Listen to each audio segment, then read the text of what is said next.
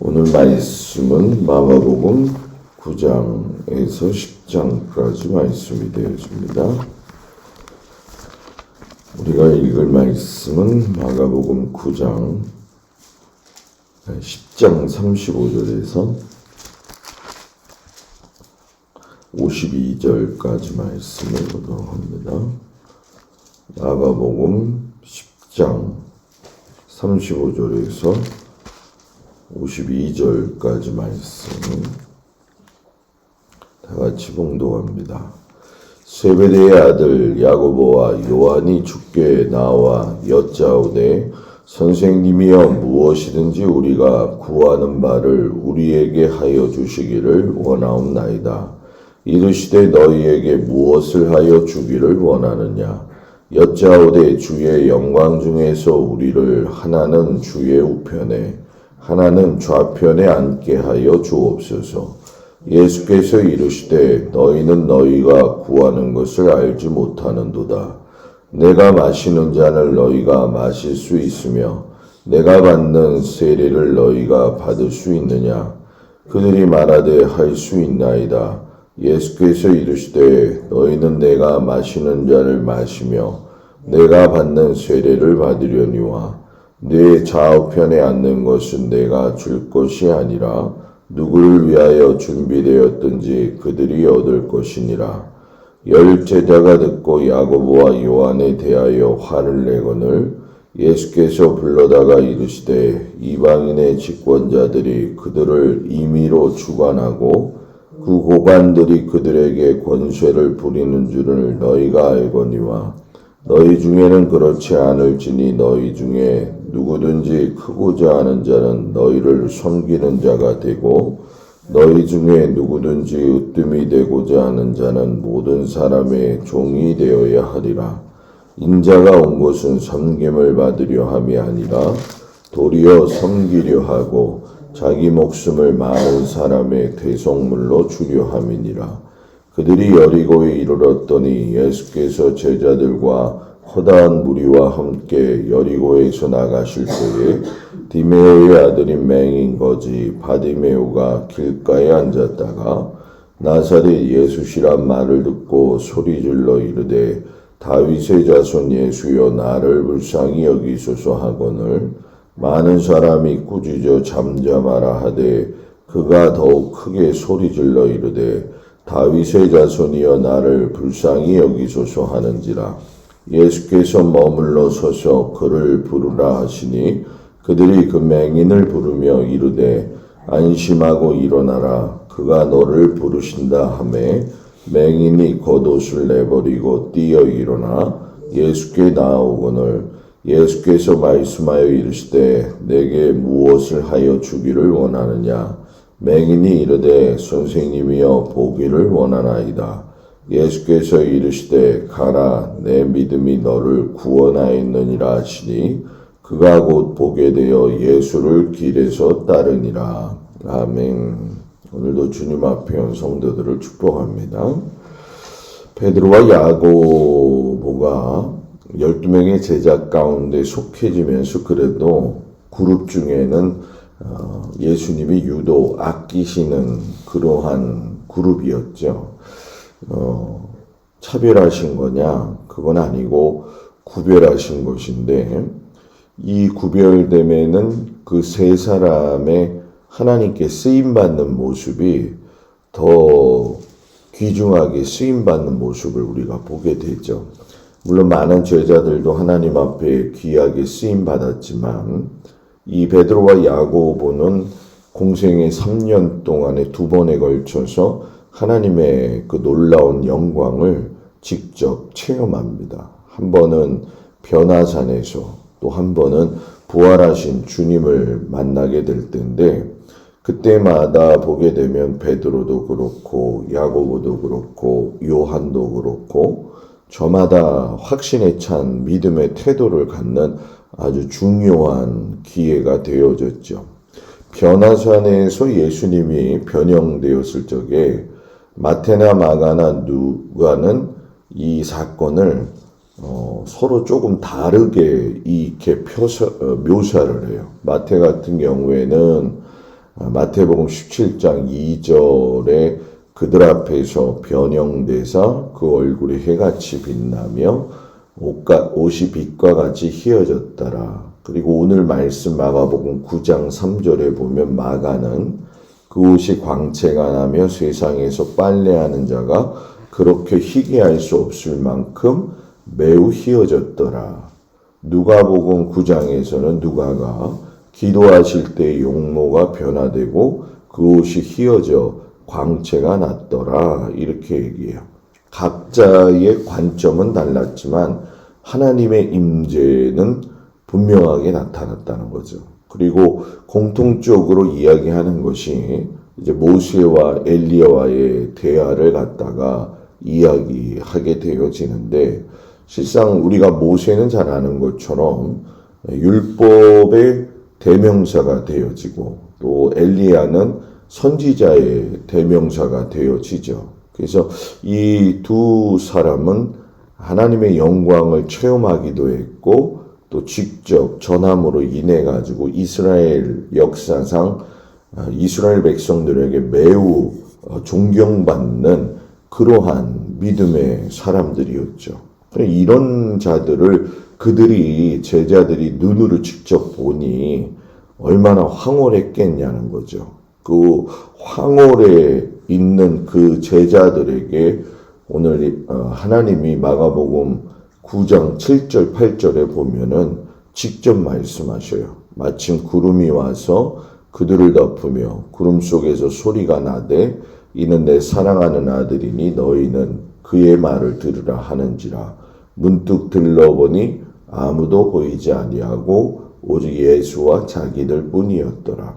실상 하나님의 음성으로 이들이 들었는지는 궁금증이 더해져요. 그러나 기자들이 보았고 자기들이 서술하는 내용에는 하나님의 음성이었음을 이야기할 적에 적어도 이때는 예수님이 부활하시고 승천하시고 난 다음에 성령 받았을 때의 모습이거든요.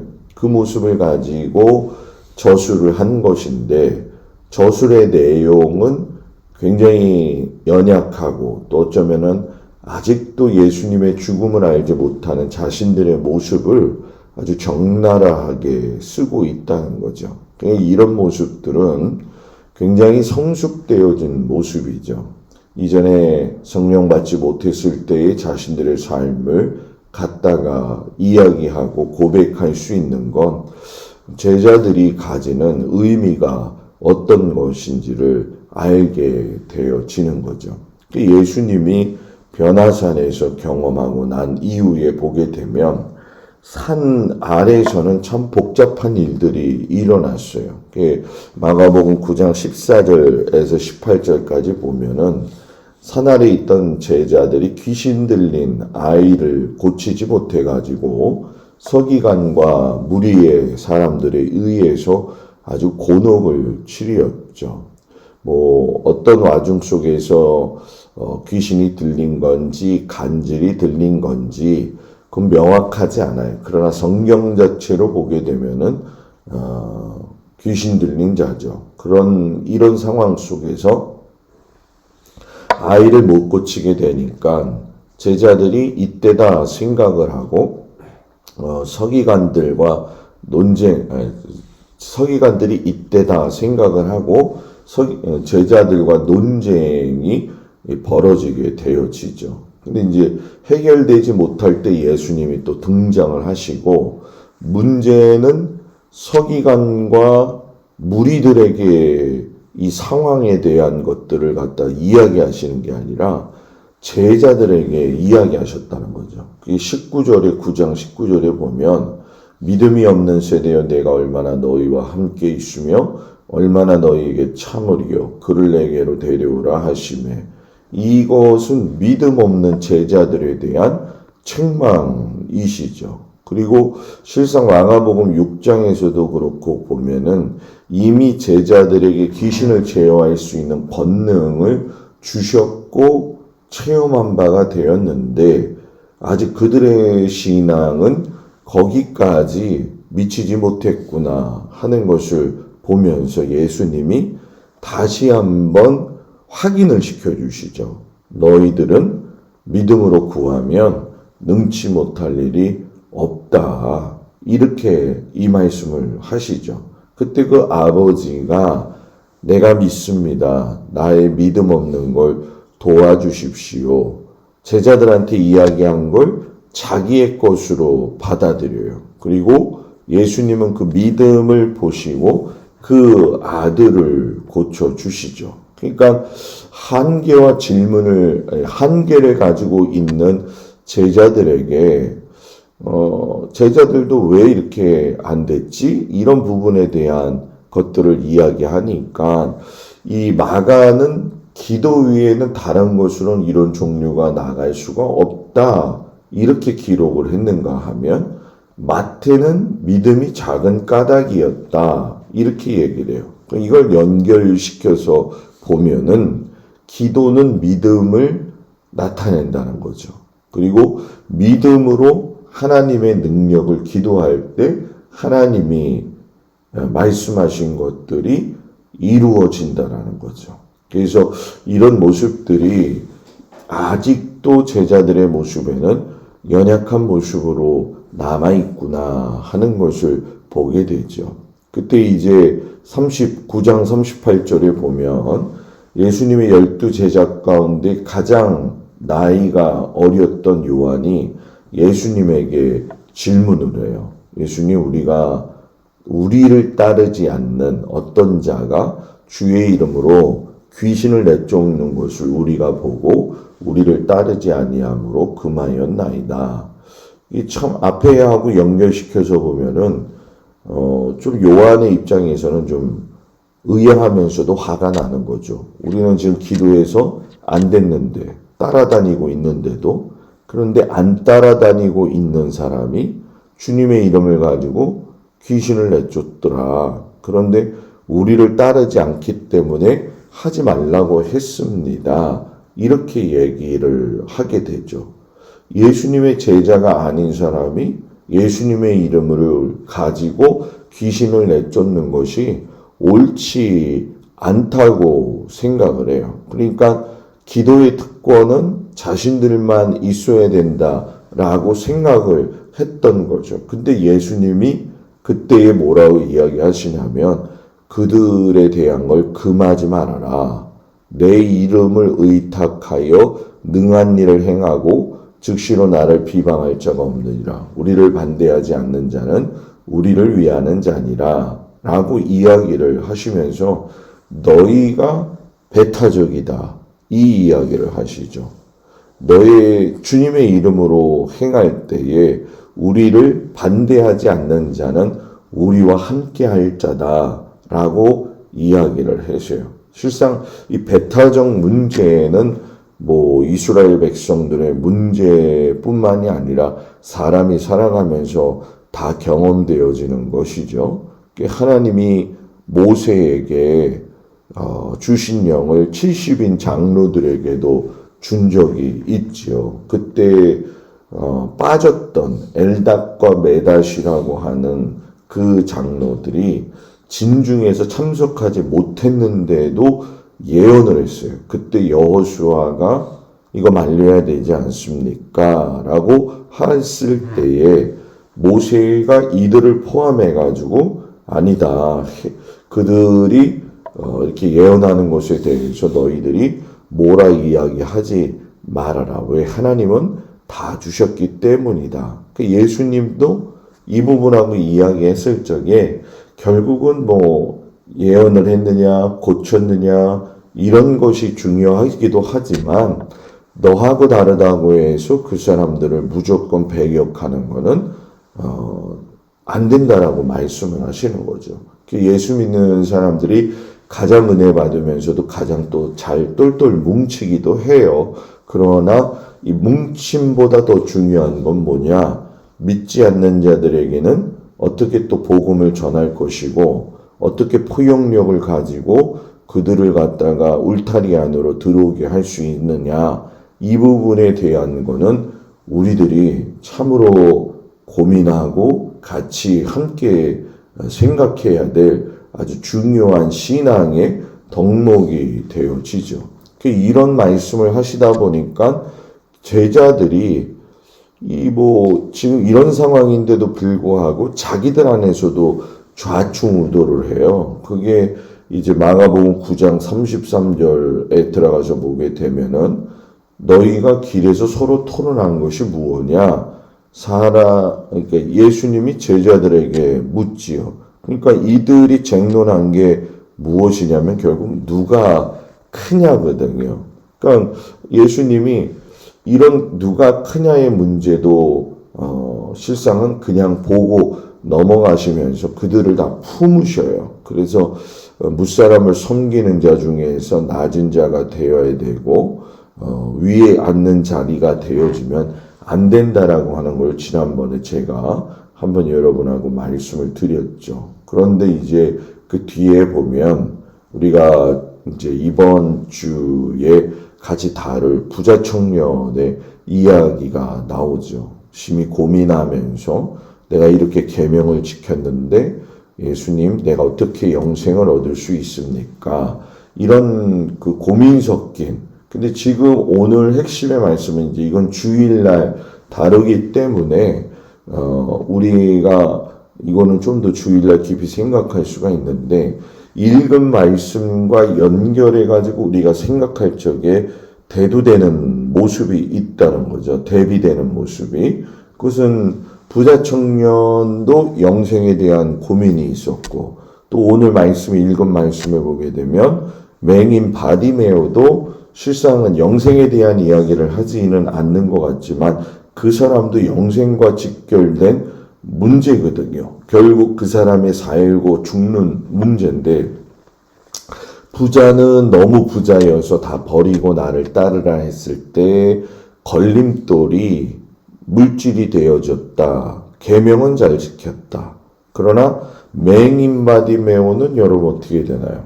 율법적으로 본다고 한다면 이거는 진짜 죄인 중에 죄인이 되어지는 거죠. 왜냐하면 유대인들의 전통적 관습에서 보게 되면 지금의 사는 그 모습이 그 사람의 신앙의 결과다. 이렇게 얘기를 하는 입장이기 때문에 맹인은 완전히 실패한 사람이고 그리고 완전히 죄인 취급받는 거죠. 그러니까 부자 청년과 비교했을 때는 딱 겹치는 반대편에 있는 사람의 모습으로 나타날 수밖에 없는 사람이었는데 예수님께서 여러분 뭐예요? 부자 청년의 이야기보다도 이 맹인거지 바디메오에 초점을 맞추시는 것 중에 한 가지는 그가 선생님이여라고 불렀던 부자 청년 그가 아닌 맹인은 다윗의 자손 예수여 이렇게 하면서 나를 불쌍히 여기소서라고 했어요. 하나는 근심하고 돌아가고 한 사람은 예수님이 부르셨다는 소식을 듣고 뛰어가는데 자기의 겉옷을 내어버렸다. 이렇게 이야기를 해요.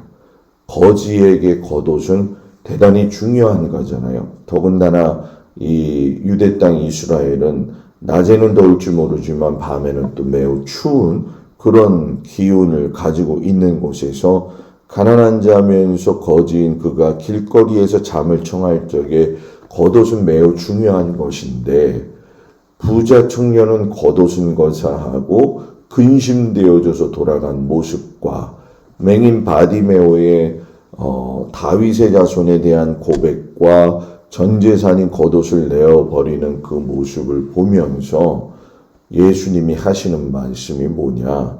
결국은 마가복음 10장 51절에서 52절의 말씀처럼 내가 보기 원합니다.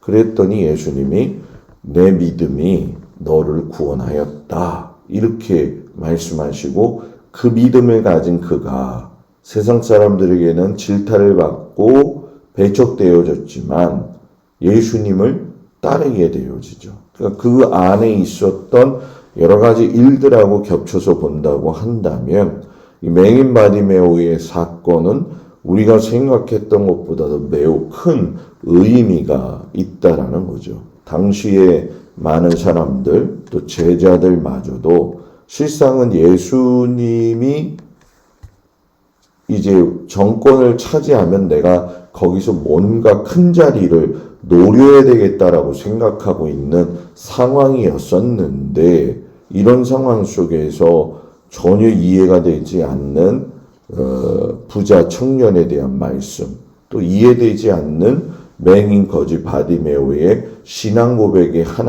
예수님의 그 반응을 보면서, 참 어떻게 보면 아직도 이해하지 못하고 주님 따라 살아가는 길이 무엇인지 모르고 있던 제자들에 대해서 이렇게 끝까지 인내하시면서 가르치시고 설득하시는구나. 우리도 하나님을 믿고 따라가면서 제자의 길이라고 하는 것이 이제는 생각하는 것에 있어서 인식이 참 멀어진 건 사실입니다. 그저 예수 믿고 신앙생활 잘하고. 근데 오늘 말씀을 보면 예수를 믿으면 제자의 삶을 살아야 된다는 것이고, 그 말씀을 따라 우리의 삶이 집중되어져야 된다라고 하는 걸 분명히 말씀을 하고 계시는 거죠.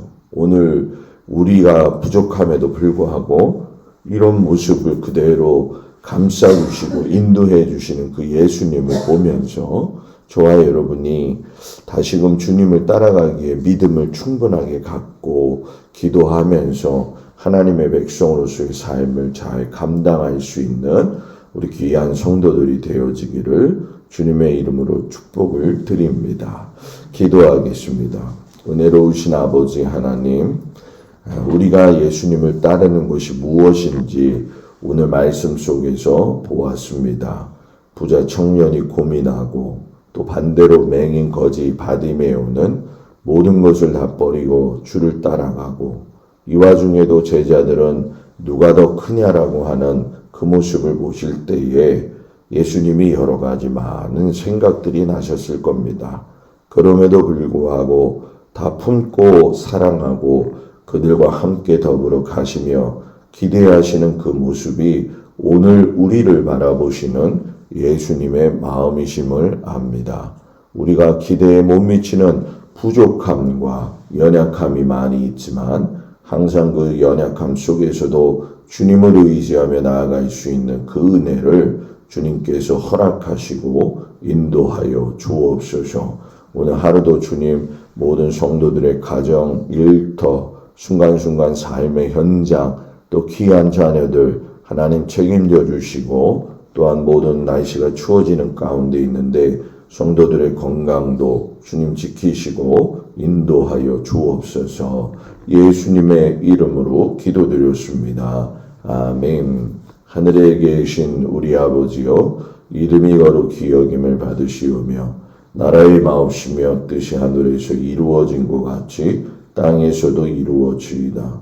오늘날 우리에게 일용할 양식을 주옵시고, 우리가 우리에게 죄 지은 자를 사하여 준 것 같이 우리의 죄를 사하여 주옵시고, 우리를 시험에 들지 말게 하옵시며 다만 악에서 구하옵소서.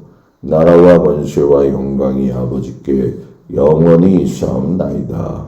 아멘.